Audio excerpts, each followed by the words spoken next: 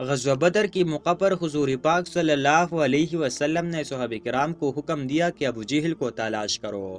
حضرت عبداللہ بن مسعود حکم کی تعمیل میں نکل کڑی ہوئی۔ ابن مسعود رضی اللہ عنہ بیان کرتی ہے کہ میں میدان میں جا کر کافروں کی لاشوں کو پلٹ پلٹ کر دیکھتا رہا کہ مجھے ایک جگہ خون میں لتپت ابو جہل نظر آ گیا، اس میں ابھی سانسیں باقی تھی۔ پھر میں نے گھٹنے پر نشان دیکھا تو وہ بھی نظر آ گیا۔ جب مجھے کوئی ابہام باقی نہ رہا تو میں نے اس کی گردن پر پاؤں رکھا اور اس کی داڑھی کو پکڑ کر زور سے تو اس کی آنکھیں پھٹ پڑی۔ میں نے کہا اے اللہ کی دشمن، اللہ نے اب تو تجھے ذلیل کر دیا۔ کہنے لگا اس میں ذلت کیا ہوئی، میں تو اس شخص کا بدلہ لینے آیا تھا جسے تم نے قتل کر دیا تھا۔ اچھا بتاؤ پتہ کس کی ہوئی؟ میں نے کہا اللہ اور اللہ کے رسول صلی اللہ علیہ وسلم کی۔ پھر کہنے لگا اے ابن مسعود، اے بلیوں کی چرانے والے، تو بہت اونچی جگہ چڑھا ہے۔ دوسرا قول یہ بھی ہے کہ جب ابن مسعود رضی اللہ عنہ اس کی سینے پر چڑھ بیٹھے تو آپ نے کہا اے دشمن خدا، تو پھر ان سے بھی بدتر ہے کہ ان کا اس نے اگر ہوتے وقت کم از کم اپنی ناپسندیدہ کردار کا اعتراف کرتے ہوئے انصاف سے کام لیا تھا۔ تیرا ابھی یہ حال ہے، پھر بھی تو اس حالت میں گمراہی اور ضلالت پر اصرار کرتا ہے۔ اس کی جواب میں وہ ملعون کہنے لگا تم اپنی آقا سے کہہ دو کہ اے محمد، میں اس دنیا سے جا رہا ہوں اور میرا تجھ سے بڑھ کر کوئی دشمن نہیں ہے۔ یہ سننا تھا کہ آپ نے اسی کی تلوار سے اس کی سر تن سے جدا کر دیا۔ آپ نے اس کا سر اٹھایا اور تاجداری رسالت کے سامنے لا کر پٹخ دیا اور کہا یا رسول اللہ صلی اللہ علیہ وسلم، یہ رہا ابو جہل کے سر۔ رسول اللہ صلی اللہ علیہ وسلم نے فرمایا یہ ابو جہل کا سر ہے۔ ابن مسعود نے عرض کیا یہ وہی ہے۔ اس پر آپ اٹھی اور سر کے پاس جا کر کھڑے ہوئی اور خوب غور سے دیکھ کر فرمایا یہ شخص اس امت کا فرعون ہے۔ اللہ کا شکر ہے کہ ایک دشمنی دین ہلاک ہو گیا۔ ایک دوسری روایت میں ہے کہ سجدہ شکر ادا فرمایا اور ایک اور روایت میں ہے کہ نماز شکرانہ ادا فرمایا۔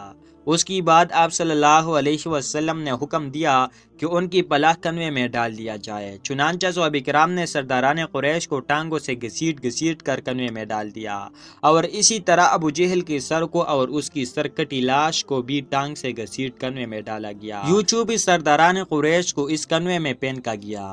اس کی بعد آپ صلی اللہ علیہ وسلم نے مزید 3 روز بدر میں قیام فرمایا اور جب وہاں سے روانہ ہوا تو اس کنویں پر گئے جہاں کو پارے مکہ کی لاشیں پھینکی گئی تھی۔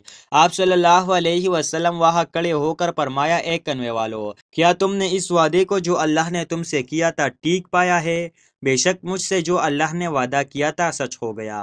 اور حضرت انس بن مالک رضی اللہ عنہ سے روایت ہے کہ آپ صلی اللہ علیہ وسلم نے فرمایا تھا اے کنویں والو، اے ابو جہل بن ہشام، اے عقبہ بن ربی، اے پلا، جو وعدے تمہارے رب یعنی بتوں نے تم سے کیا تھا کیا تم نے وہ ٹھیک پایا؟ اس پر صحابہ نے یا حضرت عمر رضی اللہ عنہ نے پوچھا یا رسول اللہ صلی اللہ علیہ وسلم، آپ بھی روح جسموں کی ساتھ باتیں کرتی ہے؟ تو آپ صلی اللہ علیہ وسلم نے فرمایا جو بات میں کہتا ہوں اسے تم ان سے کچھ زیادہ نہیں سنتے، البتہ ان میں جواب دینے کی استطاعت نہیں ہے۔ بعض علماء نے یہ بات بھی بیان کی ہے کہ جس روز آپ نے گفتگو کی آپ نے فرمایا اے کنویں والو، تم نبی کی اہل خاندان ہو کر اپنی نبی کے حق میں بدترین خاندان تھے۔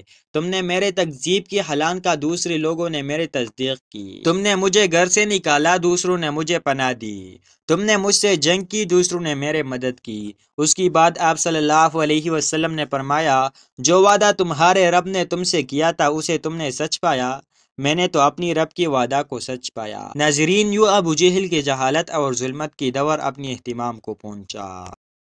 ناظرین، اگر آپ نے ہمارا چینل کو سبسکرائب نہیں کیا تو جلد سے جلد ہمارا چینل کو سبسکرائب کرو، ورنہ آپ کی مرضی۔ ویڈیو کو لائک کرو۔ ملتی ہے اگلی ویڈیو میں۔ اللہ حافظ۔